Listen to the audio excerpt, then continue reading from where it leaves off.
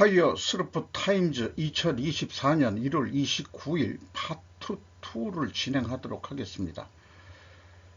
구독, 좋아요는 제게 큰 힘이 되겠고요. 필요하시면 1.5 배속을 보시기 바랍니다. NK 지도자, 잠수함 발사 순항미사일 시험 감독, 관영 언론 이란 제목으로 코리아 헤럴드에서 보도를 했습니다. 조선중앙통신은 신형 풀화살 3-31 전략 순항 미사일이 동해 상공을 7422초, 7445초간 비행한 뒤 섬 목표물을 명확히 명중시켰다면서 이번 실험에 2발의 미사일이 포함됐음을 시사했습니다. 라고 보도를 했습니다.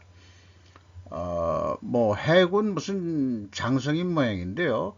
완전히 그 러시아풍으로 옷들을 다 갈아입은 것 같습니다. 김정은이가 헤헤 웃고 있는 모습이고, 이게 그 수중에서 발사한 건지 어떤지 모르지만 조선중앙통신이 이렇게 그 미사일을 발사하는 장면을 방송한 게 캡처된 모양이에요. 그런데 이 제트 엔진으로 작동하는 크루즈 미사일은 저공 비행을 하기 때문에 탐지와 요격이 쉽지 않다, 이렇게 또 소개를 하고 있습니다. 요르단 드론 공격으로 사망한 미국 3명에 대한 바이든의 대응이라는 제목으로 CNN에서 보도를 했습니다. 간단하게 이 사실만 얘기했고, 3명이 사망하고 최소 24명의 군인이 다쳤다고 미국 관리들이 CNN에 밝혔는데, 가자 전쟁이 시작된 이래 중동에서 미군이 적의 총격으로 숨진 것은 이번이 처음이다 해서 미국의 보복이 어떻게 나올지 매우 궁금합니다. 그리고 아시아 바운이라는 게 사람 기자 이름인 모양인데, 디저렉 뉴스라는 데서 조금 더 구체적으로 보도를 했는데요. 타워 20이라고 불리는 이 기지는 시리아의 국경 근처인 요르단 북동쪽에 위치하고 있다. 요르단 북동쪽에 있다 그러네요. 미국은 현지 당국과 함께 이슬람 군사 전투원들을 상대로 작전을 펼쳐왔었다. 월스트리트 저널에 따르면 이 기지는 이전에 표적은 되지 않았는데 이번에 표적이 돼가지고 공격을 당했다, 이런 얘기인데, 무장 세력, 이슬람 무장 세력들의 그 드론에 대한 무기력이나 이런 것들이 매우 강화됐는데, 아마 그 이란의 드론이 이란제 아니었을까, 이렇게 생각을 합니다. 조 바이든 대통령은 우리는 아직 이 공격의 사실을 수집하고 있지만 시리아와 이라크에서 활동하는 급진적인 이란의 지원을 받는 무장단체들에 의해 자행된 것으로 알고 있다. 우리는 우리가 선택한 방식으로 모든 사람들에게 동시에 책임을 물을 것입니다. 항상 그 영어식은 간접적이지만은 직선적인 표현을 안 하는 거지만은 상당히 보복을 예고하고 있는 것 같습니다. 그렇다고 해서 중동 정쟁이 크게 확산이 될지 여부는 확실치는 않습니다만은, 이렇게 자관 매일 자관 끊을 수 없는 그런 세상 돌아가는 뉴스는 넘쳐나고 있습니다. 거기다가 우크라 초대형 방산 비리가 터졌다고 고위 관리들 530억 원 떼먹고 월경을 시도했다고 김혜연, 안창주 방송을 제작을 했다는 표현을 했는데, 연합뉴스가 보도를 했습니다. 러시아의 침공에 맞서고 있는 우크라이나에서 다수 고위 관리가 연루된 무기 조달 비리가 터졌다. 장기 소모전의 필요를 느끼는 국제사회의 시선이 더 싸늘해질 것으로 관측된다고 하고, 27일 현지 시간 로이터 통신 등 외신에 따르면 우크라이나 보안국 SBU라고 얘기를 하네요. 포탄 구매 계약과 관련해 약 15억 흐리 우냐 약 535억 원을 횡령한 혐의로 전현직 국방부 고위 관리자들과 무기 제조업체 관계자 등 5명에게 이 건을 고지했다고 밝혔다. 전장에서 싸우는 군인들의 사기를 떨어뜨리고 미국을 비롯한 서방의 지원과 유럽연합 가입 등의 걸림돌로 작용할 것이다. 이렇게 얘기했는데 현물 무기만 지원하는 게 아니고 돈도 지원하는 게 있는 모양이에요. 이것을 자기네 나라 재원에서 한 게 아니고 지원받은 돈에서 횡령을 했다 그러면은 이건 좀 뭐 문제가 많다고 봅니다. 작년에 부패 척결로 주요 국정 과제로 삼은 볼로디미르 젤렌스키 대통령은 지난해 9월 군복 식량 조달 과정에서도 부패 사건이 발생이 돼서 책임을 물어 렉시 레즈니코프 국방장관을 전격 경질한 바 있다. 자, 그 러시아의 침공을 받아가지고 이 전쟁을 하는 나라가 부정부패가 일어난다 그러면은 그거는 점령을 당해도 싸다라고 얘기할 수밖에 없을 것 같아요. 전시중 부패는 이적 행위로서 반역사이다. 우크라이나가 러시아를 이길 수 없다. 이 반역자라는 것은 전시에는 현장에서 직결 처분해야 되는 성격 아닌가, 아마 이렇게 생각이 듭니다. 물론 이제 우리나라 같은 경우에는 뭐 군사재판 쪽으로 해가지고 속전속결로 해가지고 전쟁하기 바쁜데 그렇게 아마 돼야 되지 않겠냐, 이런 생각이에요. 우크라이나에 대한 어떤 이 동정심이 없어지는 그런 내용인 것 같습니다. 홍콩 법원 중헝다의 청산 명령, 430조 원 부채 구조조정 계획 미흡. 구조조정이라는 게 이제 워크아웃 신청을 했던 모양인데 그거 가지고는 안 되겠다. 채권자들이 도저히 뭐 안 되겠다. 어떻게 해서든지 청산해서 돈을 일부 받아 먹어야 된다. 찾아야 되겠다. 회수해야 되겠다. 이런 내용인 것 같아요. 김효선 기자가 조선 비지에서 오늘 보도를 했습니다. 홍콩 법원이 빚더미에 앉은 중국 부동산 개발업체 헝다 에버그란데에 대해 청산명령을 내렸다. 세계에서 가장 많은 부채를 가지고 있는 헝다를 청산해달라는 채권자들의 청원을 승인한 것이다. 로이터 통신에 따르면 헝다는 역외 채권자, 역외니까는 뭐 국내 채권자가 아니고 국외 채권자들을 얘기하는 거겠죠. 보유한 일부 채권을 헝다그룹 17.8% 지분과 홍콩에 상장된 자사 계열사인 헝다무역과 헝다전기차 지분 각각 30%로 교환하는 방식을 제안했는데 채권단은 헝다그룹과 헝다무역 전기차의 지배권을 아예 넘기라고 요구했다는 거로 소개를 하고 있네요. 홍콩 법원에서 청산 명령이 내려졌기 때문에 법원은 청산인을 지정해 헝다의 자산을 현금화하는 절차에 들어간다. 헝다의 임시 청산인은 이날 오후 2시 30분쯤 지명될 예정이다. 아직 지명은 안 된 모양이에요. 다만 헝다는 이 명령에 대해 이의를 제기할 수 있다 라고 얘기하고 있고요. 헝다는 지난 2022년 말 역외채권 채무 불이행, 디폴트를 시작으로 주택건설 중단, 프로젝트 폐지, 하도급 업체 공사대금 미지급 등으로 중국 부동산 위기에 불을 붙였다. 현재 헝다의 총자산은 2,400억 달러인데 부채는 이보다 많은 3,270억 달러, 약 443조 원에 달하는 것으로 알려졌다. 이게 어떻게 자산보다 더 많은 부채 비율로 했는데도 돈을 그렇게, 중국 내에서는 또 그렇게 빌려주는 모양이죠. 그런데 이제 문제는 홍콩에 있는 한 중국 자산 운용사의 채권거래 책임자는 기껏해야 역외자산을 먼저 청산해야 중국 본토에 청구할 수 있다며 이 절차를 밟지 않으면 본토에서 전혀 청산을 할 수 없다고 설명하니까 상당히 이 청산 과정에서 이 채권을 회수할 길이 뭐 그렇게 쉽지는 않은 것으로 이렇게 소개를 하는 것 같아요.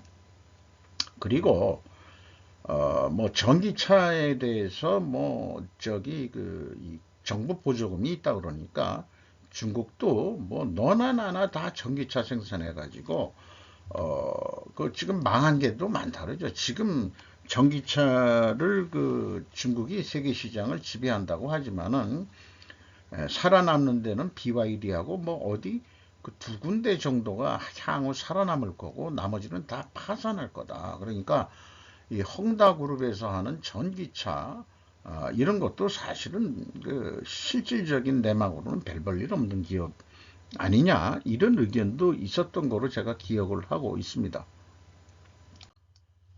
작년 LA에서 열린 이 에이펙 회의죠. 거기에서 미중 정상이 회의를 했었는데 그 후속타들이 연결된다는 회합이 이루어지고 있다는 것을 뉴스가 나왔습니다.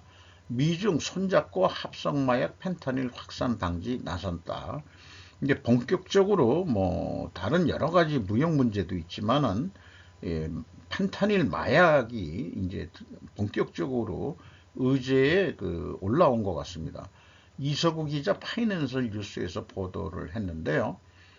경쟁 격화 속의 실무 협상 등 관리 모두 강화, 좀비 마약으로 불리는 합성마약 펜타닐 확산을 막기 위한 미국과 중국의 공동 대응이 진전이 되고 있다. 멕시코의 마약 조직 등의 펜타닐 원료를 공급하는 중국 기업들에 대한 제지 및 단속의 핵심 의제다. 미국에서는 펜타닐 과다 복용이 18세에서 49세 사망 원인 1위가 될 정도로 심각한 사회 문제가 됐다. 그래서 이번 실무회의 개최는 제이크 설리번 백악관 국가안보보좌관과 외교부장을 겸임하는 왕이 중국 공산당 중앙정치국 위원이 지난 26일부터 이틀간 방콕에서 회동한 직후 발표됐다. 26일 날 방콕에서 또 둘이서 만나가지고 또 회합을 하자 이런 얘기가 됐던 모양이죠. 미중 두 나라가 안보 현안은 물론 경제, 사회 등 전방위적 현안에 대해 협의하는 모양새가 진전은 되고 있다. 이렇게 얘기하고 있는데 만약에 트럼프가 다시 대통령에 당선이 된다면은 상황은 또 어떻게 될지는 모르겠어요. 지금 뭐 대화는 하자면서 간접적으로 중국 주기는 계속 되고 있는 거로 저는 이해를 하고 있는데 이 왕이 우리 부장께서는 정치 국원까지 하면서 이 노인네가 이 사람도 너무 피곤해 가지고 자기도 잘 외교부장을 그렇게 오랫동안 잘 했으면은 지금 위로 정치국 위원으로 올라가서 외교부장이 좀 이런 걸 해야 되는데 설리번은 아직 젊죠. 이 보좌관임에도 불구하고 이제 맞다이를 하고 있지 않습니까? 뭐 자기 자존심은 어떤지는 모르지만은 뭐 배석한 사람은 나이 든 사람들도 많고 또 여기는 여성이 두 명이 있고 이쪽 중국 쪽에서는 한 명이 눈에 띄네요. 구성원의 뭐 어떤 전문가들이 다 배석을 했겠지만은 이런 사진을 또 보도를 했습니다. 좀 왕이 부장도 조금 좀 이제 큰 것만 가지고 좀 놀아야 될 텐데 외교부장까지 해서 실무적인까지 해서 전에 한번 보도가 됐지만 너무 피곤하다 뭐 이런 얘기를 뉴스가 나온 적이 있어요. 이스라엘 구구 팔레스타인 주민 전부 추방하자. 황철한 기자 연합뉴스. 현직 장관 등 수천 명 모여 가자지구 정착전 재건 주장. 이스라엘 시위대 검문소를 틀어막고 구호품 반입 막기도. 미 이스라엘 이집트 카타르 파리서 휴전 모색을 하고 있는데 견해차가 현재 크다. 팔레스타인에 대한 사실상의 인정 청소를 노린다는 의혹을 받고 있는 이스라엘 극우 세력은 28일 가자 지구에서 팔레스타인 주민을 추방해야 한다는 견해를 노골적으로 드러냈다. UN 팔레스타인 난민 구호기구 UNRWA로 약자로 부르는 모양이네요. 일부 직원이 하마스의 이스라엘 기습 공격에 연루됐다는 의혹이 제기되면서 잇따른 그 서구의 그 지원 중단을 선언한 것도 상황을 악화시키고 있다. 또 일본은 이런 때 발빠르게 참여를 하고 있죠. 지원 중단 이런 거. 그래서 그 이스라엘 국민들이 팔레스타인 완전 추방하자는 시위를 하고 있는 사진인 것 같습니다. 이런 걸 보니까 성격이 다르긴 하겠지만 만약에 발생이 된다면 한국에서 한국 극우 세력이 차이나타운 중국인을 추방하자는 시위가 일어날 확률이 있을까 하는 엉뚱한 생각을 해보게 됐어요. 이런 거하고도 비유해 볼 수 있는 거 아니냐. 섞여서 잘 살 수 있는, 그러니까 유대인도 있고 팔레스타인도 있고 유대교 믿는 사람도 있고 그 무슬림을 믿는 사람이 있는데 이스라엘 내에서 종교 자유를 인정하면서 이렇게 뭐 사는 모양새는 서로 사는 지구가 틀린다 하더라도 거기에서 그 반이스라엘 무장 세력이 다시 안 나타나게 하는 거로 해가지고 각자의 그 이국가 체제가 아니고 이스라엘에서 다 통치하는 거로 그렇게 돼도 좋을 것 같은데 아예 극우 세력은 팔레스타인하고 같이 같은 땅에서는 못 살겠다. 완전히 이번에 추방하자. 우리도 2000년 동안 떠돌아다녀서 고생을 억수했는데 니들도 한번 해봐. 그런 거 아닐까요? 그 팔레스타인 한 200만 명, 뭐 좀 그 전쟁 때문에 사망한 민간인들도 꽤 있겠지만은 그 200만 명 가까이 되는 팔레스타인이 과연 어디로 갈까요? 자기네들도 2000년 동안은 자기네 땅인 줄 알고 살았잖아요. 그러니까 유대인도 옛날 우리가 살던 조상 땅이다 그러고 들어와서 하는 거고, 이 모든 발생 원인은 서구 열강들의 그 식민지의 후유증이라고 봐야 되겠죠. 참 유대인 종족의 민족의 뭐 끊이지 않는 그런 그 역사 이런 거 없어지지 않고 어떻게 보면은 2000년 동안 떠돌아다니면서도 아직 그 정체성을 유지하는 데는 것 자체가 결국 어떤 유대교라는 종교의 힘이 아닐까라는 생각도 해보게 됩니다. 종교는 살인을 해도 되는 그런 거에 있죠. 불교는 아닐진 몰라도 일반 종교는 적은 죽여도 된다는 거죠. 그렇게 이해를 하고 있습니다. 자, 또 파트 2로 해서는 계속 그 공시가 되고 있는 2023년도 우리나라 그 코스피에 상장된 기업들의 그 경영 성과를 간단하게 그 집계해서 알려드리는 그런 페이지로 만들어 봤습니다. 금호석유화 매출이 6조 3천억 원대로서 20.7% 감소했고요. 영업이익은 68.7%가 감소했습니다. 뭐 영업이익까지 했었는데 세전 이익까지만 다시 표현을 했어요. 영업의 손익, 왜냐하면 그 손익구조 주요 원인들을 자꾸 얘기하는데 영업이익까지의 원인들도 제대로 얘기를 안 하면서 하고 있기 때문에 그냥 한번 표시해 봤지만은 설명은 대부분 2까지만 말씀을 드리도록 하겠습니다. 석유화학 시장 악화로 판매 및 스프레드 감소하여 수익성 하락. 그러니까 결과를 가지고 결과를 얘기한 것 같고, 스프레드, 여기서 쓰는 스프레드라는 용어가 뭔지 저는 개념을 잘 모르겠어요. 스프레드가 금융 속에서 쓸 때는 가산금리 이런 건데, 스프레드 감소라는 것은 어떤 영업에서의 스프레드라는 게 무슨 뜻인지 감은 잘 안 오는데, 뭔가 어디 저도 그 사실 검색을 해봤는데 개념이 잘 안 쓰더라고요.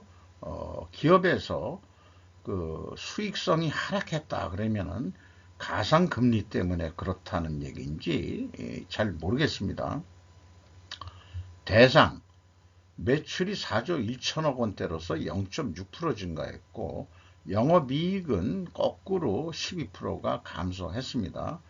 원인을 설명하는 것을 보면 소재 시장 불황으로 인한 영업이익 및 당기순이익 감소. 이것도 불황이라고 하면 너무 추상적이죠. 소재 시장이라고 그랬는데 이것도 뭐 결과를 가지고 결과를 설명하는 수준밖에는 안 되는 거로 그렇게 판단이 됩니다. 경보제약 개별 손익인데요. 매출이 2163억 원대로서 10.2% 증가했고, 영업이익은 298.1%가 증가했습니다. 맥시 제식 등 신규 완제 의약품 매출 증가. 매출 증가에 대한, 그러니까 결과만 얘기한 거예요. 영업이익이 왜 늘어났냐? 그거에 대해서는 뭐 판매 단가가 높았다든지, 뭐 매출 원가나 그게 좀 뭐 낮았다든지 이런 얘기들이 좀 덧붙여주면은 얼마나 좋을까 그런 생각도 해보게 됩니다.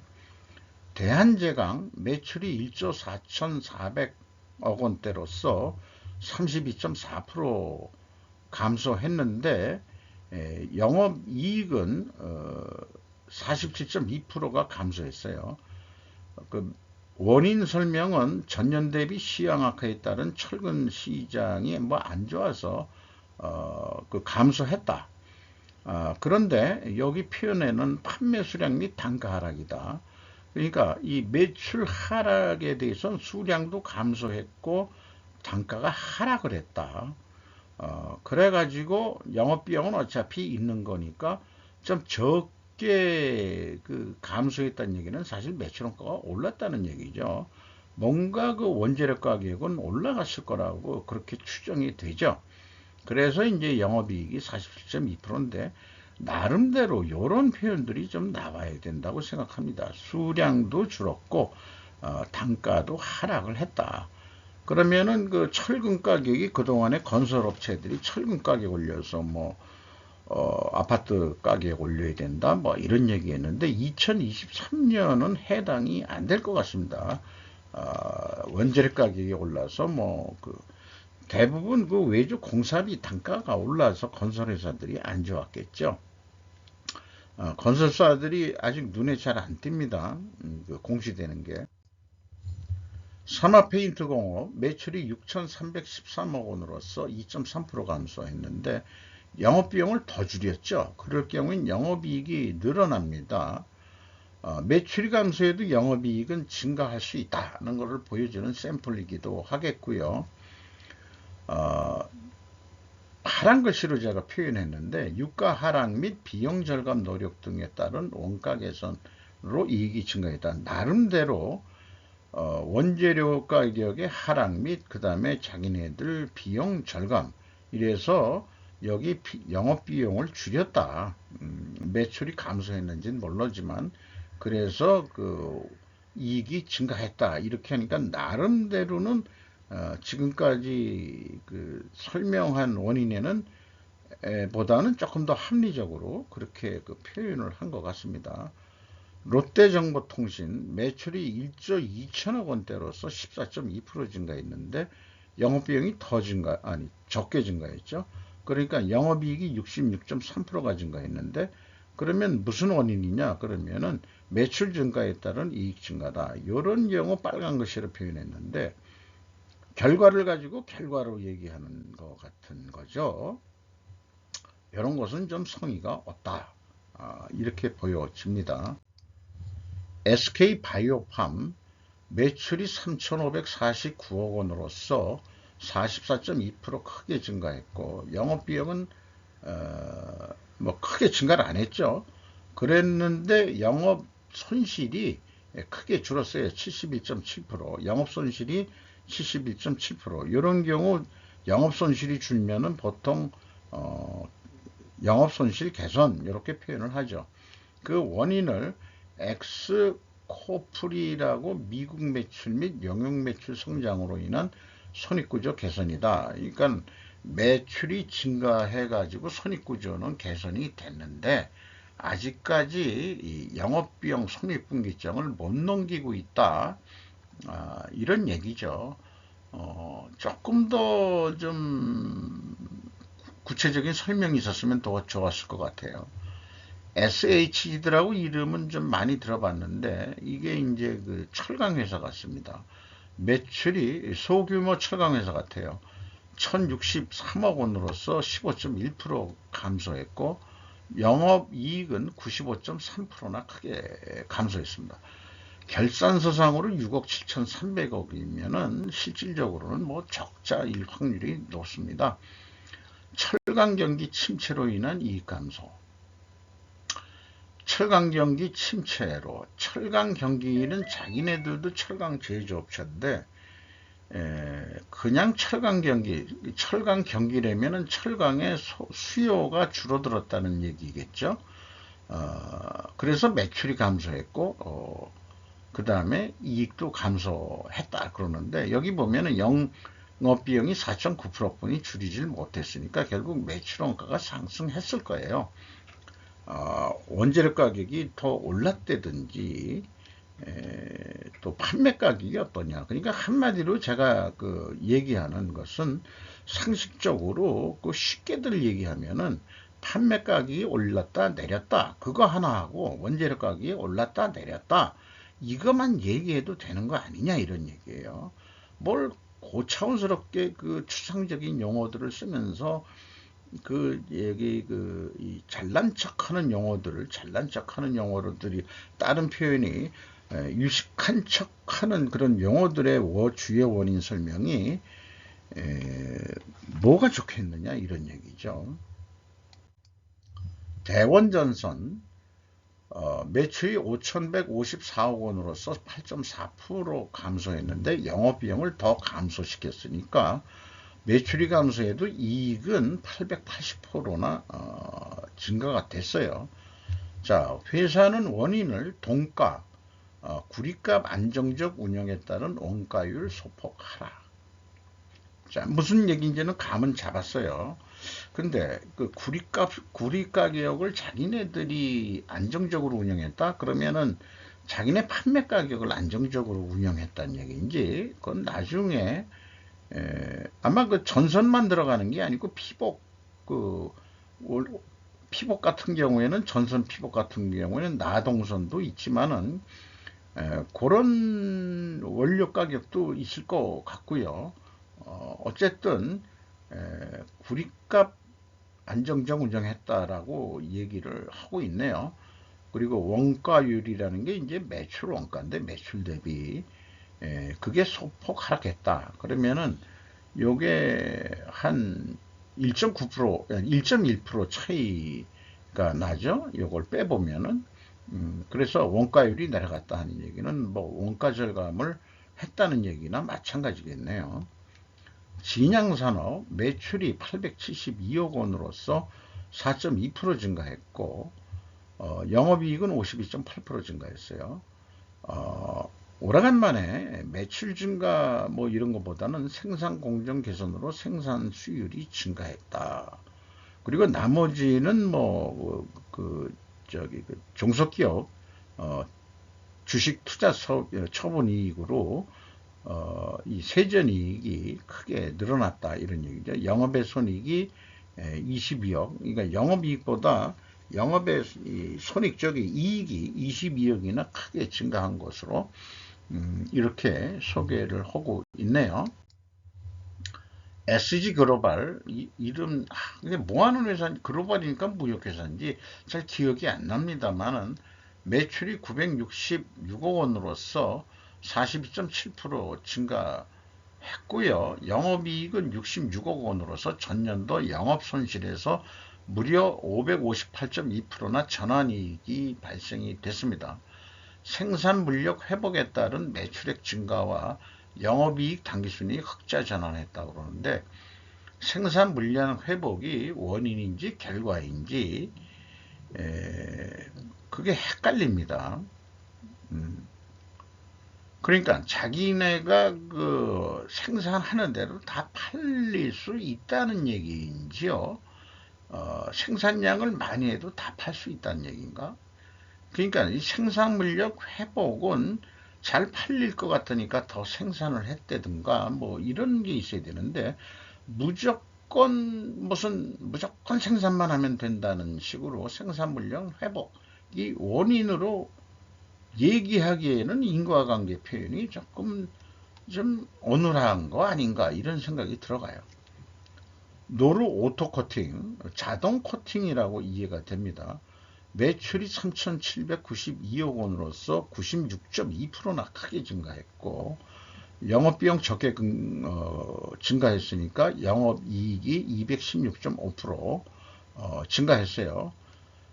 그런데 설명은 관계기업 합병에 따른 기저효과 때문에 그렇다. 이 정도 크게 증가할 일이 크게는 없었겠죠. 그러니까 합병에 따라서 합쳐져 가지고 이렇게 기저효과, 보통 기저효과라고 그냥 써버리더라고요. 특별 원인 변동인데 제가 쓰는 용어로는 합병에 따라서 매출액이 크게 증가한 거다. 그래서 그거를 기저효과다 이렇게 돼서 전부 다 뭐 이렇게 증가했다 그러는데 또 원가 절감도 했다. 수익성 개선을 했다. 금액은 늘었지만 원가 절감은 했다 이거예요. 나중에 그 분석을 해보면 구체적으로 그게 뭔지 감을 더 자세하게 좀 알아볼 수는 있겠죠. 물론 공식 사업보고서가 나와도 잘 알 수는 없습니다. 아주 제대로 데이터들을 공시해줘야 알 수 있는 거지. 하이트 진로 매출이 2조 5천억 원대로서 뭐 크게 증가하지는 않아 0.9% 증가했는데 영업비용이 거의 4% 증가했죠. 그래서 영업이익이 35% 감소했어요. 소주가 내렸는데 우리 지금 소비자 가격은 소주가가 안 내렸죠. 주정등 원재료 가격 인상, 그러니까 원재료 가격 얘기가 나왔어요. 신제품 출시에 따른 초기 판관비 증가 이런 것 때문에 내렸다. 나름 잘 설명을 해준 것 같습니다. 소주 가격도 다시 내렸다 하는 얘기도 좀 하지 그랬어. 그게 올 초부터였나요? 아니면은 12월 언제쯤? 그러니까 그 작년 전체 실적에는 크게 영향을 안 미쳤겠죠. 일진 하이솔루스 매출이 787억 원으로서 27.8% 감소했고 영업 손실이 발생이 됐네요. 영업 비용을 못 줄여가지고 그러니까 매출 원가가 증가했다는 얘기죠. 여기는 수소사업부 인프라 확장 지연 뭐 이런 것들에서 또 정부 보조금 예산 감소로 인해서 매출도 하락을 하고 뭐 이랬다는 얘기인데 어쨌든 매출도 감소했고 이 표로만 봐서는 매출원가 및 판관비가 상대적으로 증가를 했기 때문에 결국은 적자가 났다. 그래서 이것도 사실은 그 원재료라든지 운영 경비 이런 내용들이 좀 조금 더 이렇게 잠정 이 공시를 할 때도 이미 결산이 나와 있기 때문에 이렇게 하는 거 아니에요. 사업보고서는 그 외부 회계 감사 법인들이 감사한 다음에 공시를 하게 되어 있는데 이 제도를 좀 뭔가 바꿔야 되지 않겠냐. 예를 들어서 자기가 결산한 거를 미리미리 공시를 하고 거기에서 외부 감사인의 감사 의견이 들어와서 수정할 부분이 있었다면은 수정 공시를 하면 되는 거 아니냐.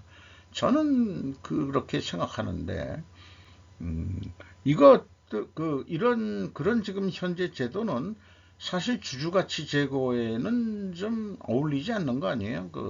오늘 그 파트 1에서 얘기한 거 보면, 뭐, 우리 금융위원회에서, 뭐, 누구, 현인가? 그 금융원장 얘기로는 뭔가 그 주주가치 제고 뭐 이런 얘기를 밸류업 프로그램 뭐 어쩌고저쩌고 하는데, 세상 급변하는 세상 속에서 2023년도 실적을 우리가 3월 달 넘어서 3월 중순까지도 있는데 미리미리 2월 말부터 또는 뭐 2월 말까지 하든지 아니면은 1차 그 기업은 1월 말까지 하든지, 왜냐면은 뭐 요즘 전산화가 됐는데 그냥 금방 할 수 있을 거란 말이죠. 그렇게 해놓고 외부 감사 끝나면은 수정할 사항이 있으면 그때 가서 조정을 해라. 그럼 단서 조정하면 될 거 아니에요. 외부 감사 결과에 따라서 수정 사항이 있으면은 재공시하겠다 라고 하면 될 거 아니냐 이 말이에요. 고속버스 회사 영업손실 감소로 개선됐다.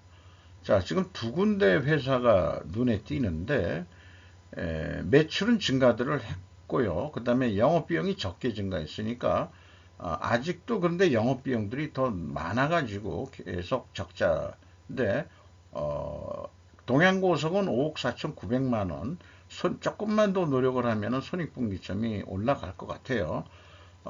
여객 수요들이 계속 좀 늘어나면은 또 좋아지지 않을까 이렇게 생각합니다. 이동 수요 증가에 따른 매출액 증가했다. 매출액 증가에 대한 원인만 얘기를 했고, 영업비용에 대해서는 언급이 없네요. 천일고속도 매출을 증가했고, 버스 고속버스에서는 유사하겠죠. 근데 상대적으로 영업 손실이 크게 줄지는 않았네요. 코로나19 종식으로 인한 승객 증가 및 요금 인상으로 매출액이 증가했다. 표현은 천일고속이 조금 더 나은 것 같습니다. 대한유화 매출이 2조 5천억 원대로서 12.5% 증가했습니다만은 영업 손실을 못 벗어나고 있는데 영업 손실이 71% 개선이 됐어요. 2차전지, 분리망령, 원료 등 제품 판매량 확대, 그래서 매출은 증가했는데 주요 원재료 가격 및 비용 절감에 따른 영업 손실이 개선이 됐다.